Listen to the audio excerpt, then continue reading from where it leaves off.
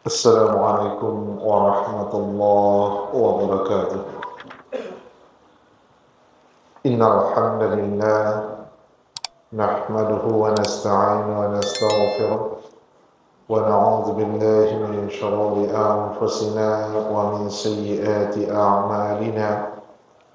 Man yahdihillahu yashrah sadrahu lil Islam wa man yudlilhu yaj'al sadrahu dayiqan harajan ka'annama yas'adu fis sama'. أشهد أن لا إله إلا الله وحده لا شريك له وأشهد أن محمدا عبده ورسوله لا نبي بعده. اللهم صل وسلم وبارك على محمد وعلى آله وصحبه ومن تبعهم بإحسان إلى يوم الدين. أما بعد. Kaum muslimin, kaum muslimat rahimakumullah, puji dan syukur kehadirat Allah Subhanahu wa taala yang masih memberikan kepada kita nikmat iman serta Islam. Kemudian salawat beriringan salam kepada junjungan kita Nabi Muhammad sallallahu alaihi wasallam. Kaum muslimin, kaum muslimat rahimakumullah, dalam surat Al-Maidah surat yang kelima ayat yang kedua, Allah Subhanahu wa taala telah berfirman, أعوذ بالله من الشيطان الرجيم بسم الله الرحمن الرحيم وتعاونوا على البر والتقوى ولا تعاونوا على الإثم والعدوان واتقوا الله إن الله شديد العقاب. صدق الله العظيم.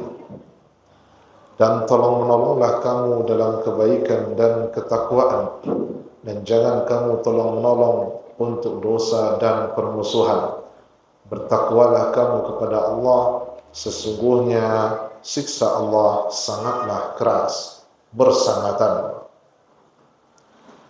Diperintah kita untuk saling tolong-menolong di dalam kebaikan, menampakkan ketakwaan kepada Allah Subhanahu wa taala, atau dalam rangka menjalankan perintah yang telah diturunkan.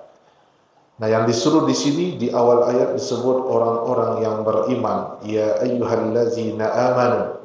Maka dengan bekerja sama berbuat kebaikan, kita bisa membuktikan diri kita menjadi orang yang beriman kepada Allah Subhanahu wa taala.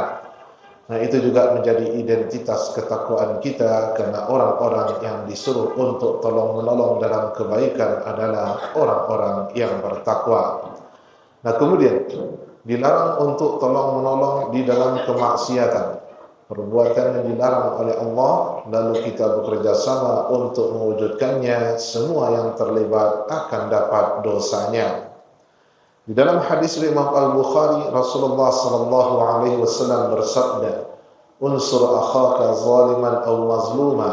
Bantulah, tolonglah saudaramu yang zalim dan yang dizalimi.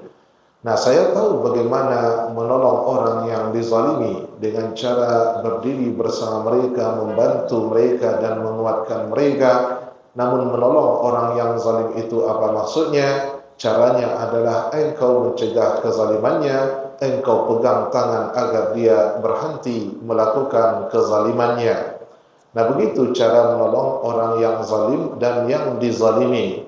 Nah, sehingga bisa kita katakan, ketika kita melihat ada orang-orang yang dizalimi, lalu kita membantu mereka dengan cara menguatkan yang dizalimi dan melawan orang yang menzalimi supaya mereka berhenti untuk berbuat zalim. Nah, jadi artinya perlawanan yang diberikan oleh orang yang dizalimi bisa saja itu sebagai cara untuk menghentikan kezaliman orang yang zalim, dan itulah menolong mereka, kata Rasulullah sallallahu alaihi wasallam. Nah, di antara saudara-saudara kita hari ini ada yang diserang, dijajah, dan mereka tidak dalam keadaan tenang beribadah kepada Allah Subhanahu wa taala karena adanya kafir harbi. Ya, dalam ilmu syariat atau dalam fikih, orang-orang kafir itu ada 4 macam. Ada kafir zimmi, ada kafir musta'man, ada kafir mu'ahad yang tidak boleh disakiti. Siapa yang menyakitinya berarti menyakiti Rasulullah sallallahu alaihi wasallam. Nah, ada yang terakhir kafir harbi, orang kafir yang memerangi kaum muslimin atau membantu untuk memerangi kaum muslimin dan mengusir kaum muslimin dari negeri mereka. Nah, ini disebut dengan orang kafir harbi.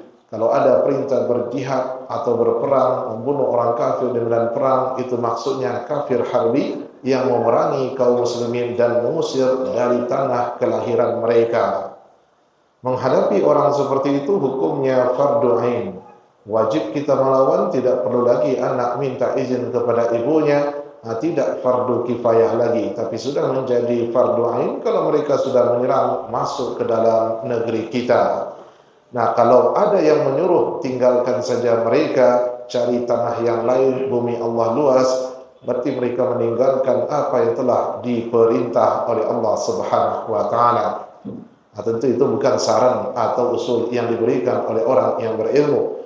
Nah, oleh karena itu kaum muslimin sidang salat zuhur rahimakumullah, dalam kondisi seperti itu, seperti contohnya saudara kita di Palestina, Nabi katakan, bantulah saudaramu yang dizalimi dan yang menzalimi.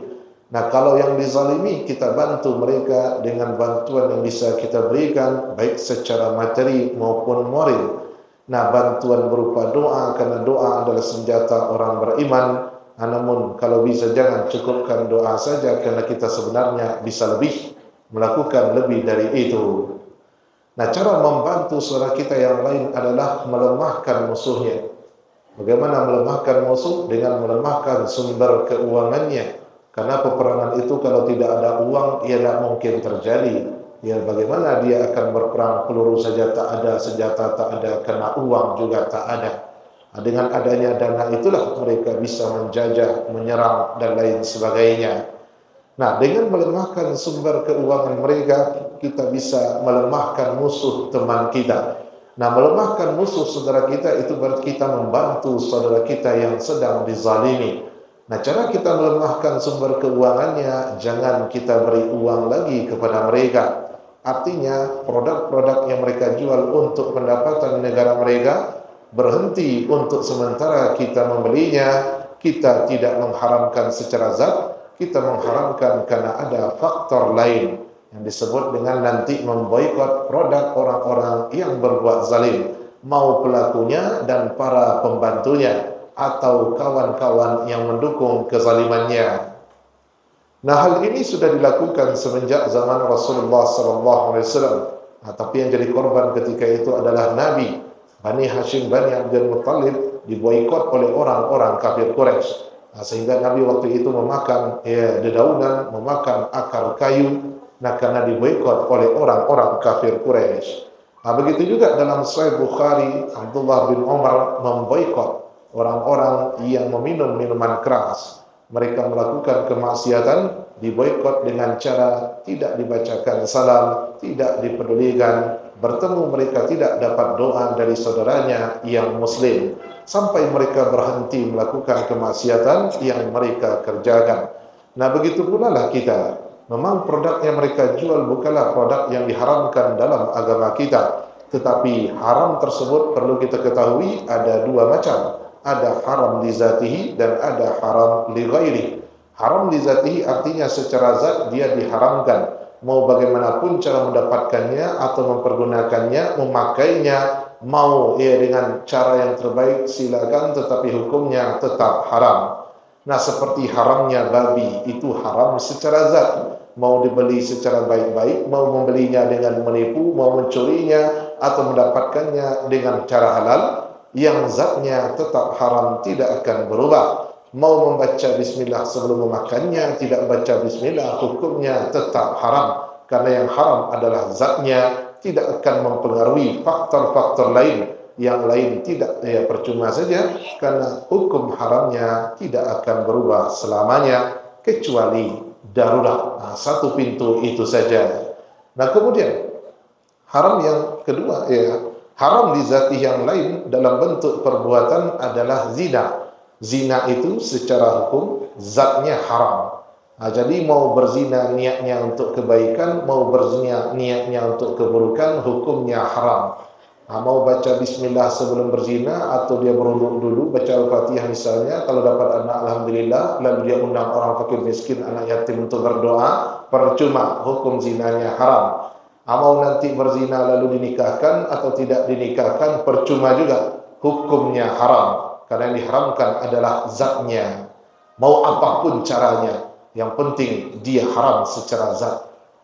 Adapun yang haram secara faktor lain, li ghairi, pada umumnya bisa saja ya dia secara zat halal, tetapi karena ada faktor lain yang masuk dan faktor ini hukumnya haram, maka yang sebelumnya halal menjadi haram. Nah, dia boleh kita makan karena dia termasuk makanan yang tidak diharamkan. Tapi ada faktor lain masuk yang merubah hukum halal tersebut. Apa faktor luar yang kita maksud? Kita tahu ketika kita membeli produk tersebut, keuntungannya sekian persen dikirim untuk menjajah saudara kita, untuk membiayai penjajahan terhadap saudara kita yang seiman, seakidah. Iman dan akidah persaudaranya lebih tinggi daripada darah seketurunan. Nah, sekarang kita membantu orang-orang yang menzalimi saudara kita dengan membeli produk tersebut, dan itu nyata adanya, bukan tuduhan, tetapi memang seperti itulah. Kita bisa memastikan kalau keuntungan produk tersebut dipakai untuk menzalimi, menjajah negara lain. Sedikit banyaknya mereka terbantu dengan keuntungan yang kita berikan, itulah faktor yang membuat kita dilarang untuk membeli produk tersebut sampai mereka berhenti untuk melakukan kezalimannya. Kalau tidak, kita dianggap di dalam ayat tolong menolong dalam perbuatan dosa dan permusuhan. Kita disuruh untuk tolong menolong dalam kebaikan, bukan menolong orang untuk melakukan keburukan. Kalau kita menolong mereka melakukan keburukan, maka kita juga akan dapat dosanya. Nah, tidak akan mati bapak dan ibu tidak membeli produk mereka, karena produk mereka itu sudah banyak gantinya, sudah banyak pesaingnya. Kadang-kadang produk saingan itu adalah produk dari saudara kita yang seiman, seakidah. Dengan memboikot produk Yahudi dan antek-anteknya, kita bisa menaikkan ekonomi kita sendiri kaum muslimin dan melemahkan ekonomi musuh, sehingga bisa membantu saudara kita untuk melawan mereka yang sebelumnya kuat secara dana, sekarang tidak. Nah, bapak ibu pilih produk mereka, 10% atau 15% mereka berikan keuntungan itu untuk negara penjajah tersebut. Nah, kemudian mereka belikan senjata, mereka biayai perumahan yang didirikan di sekitar Masjidil Aqsa. Rumah-rumah saudara kita diruntuhkan, orangnya diusir dari sana. Nah, kemudian mereka bangun pemukiman untuk orang Yahudi. Nah, dari mana dananya? Ya, salah satunya dari pendapatan yang dihasilkan dari produk yang mereka jual di seluruh dunia. Nah, kemudian lama-kelamaan yang tinggal di sekitar Masjidil Aqsa adalah orang-orang Yahudi. Tidak ada lagi kaum muslimin. Nah, sehingga satu lagi tugasnya yang tertinggal, yaitu tinggal meruntuhkan Masjidil Aqsa. Di sekitarnya sudah tidak adalah kaum muslimin lagi. Nah, maka bagi orang-orang yang pergi misalnya umrah plus Al-Aqsa, mereka pulang dari sana, tak ada orang parang, ambo aman-aman saja. Ya, tentu awak aman-aman saja, karena awak piti masuk bagi orang Israel. Awak balik visa masuk ke sinan, pitihnya tak ke orang Palestina. Pembayaran visa itu untuk orang Israel. Mengapa bagi pitihnya? Untuk membangun rumah, untuk beli senjata, memperkuat dia pemerintahan penjajah mereka. Makanya ya wajar saja Syekh Yusuf Qaradawi mengatakan, Anda usah dulu berziarah ke Masjidil Aqsa. Ya, kenapa? Karena dengan berziarah ke sana berarti kita kasih uang kepada para penjajah yang bisa mereka gunakan untuk memperkuat diri mereka. Nah, berziarahlah ketika sudah aman dan memang saudara kita yang menguasainya. Nah, begitu juga ya ketika bapak dan ibu membeli produk untuk buka puasa, ya, tidak ada empati, simpati sama sekali. Tidak terpikir oleh dia, ini adalah produk penjajah dan pendukung penjajah. Dan yang dijajah adalah saudaranya sendiri yang seiman, seakidah. Yang Nabi SAW mengatakan orang beriman ibarat satu tubuh. Satu tubuh, anggota tubuh merasakan, semua anggota tubuh merasakan sakitnya. Yang Allah sudah gariskan, innamal mu'minuna ikhwah. Sesungguhnya orang mukmin itu bersaudara. Kalau memang kita bersaudara, masa saudara sakit-sakitan kita senang-senang saja? Nah, ada kode, setiap negara itu punya kode produk mereka. Kalau Israel itu kodenya 729, maka tandai setiap membeli produk, lihat kodenya, ada angkanya. Nah, kalau mereka jangan beli. Karena produk tersebut pabriknya berdiri di atas tanah saudara kita. Setelah kita diusir, mereka buat pabrik di sana, lalu produknya kita beli. Nah, buktikanlah kita termasuk hadis Nabi. La yu'minu ahadukum hatta yuhibba li akhihi ma yuhibbu li nafsihi. Tidak beriman seseorang sampai dia mencintai saudaranya seperti dia mencintai dirinya sendiri. Kita mencintai saudara kita seperti mencintai diri sendiri. Artinya sesuatu yang kita sukai terjadi pada kita, maka kita juga suka kalau itu terjadi kepada saudara kita yang seiman, seakidah, bukan senasab, seketurunan. Nah, kalau terjadi sesuatu yang tidak kita sukai kepada diri kita, maka kita juga tidak suka kalau itu menimpa saudara kita yang seiman, seakidah. Nah, itu bukti kita beriman di hadapan Allah. Percuma ngomong saya beriman, amanna, amantu billah, tapi dalam perbuatan tidak nampak sama sekali keimanan yang dia klaim tersebut.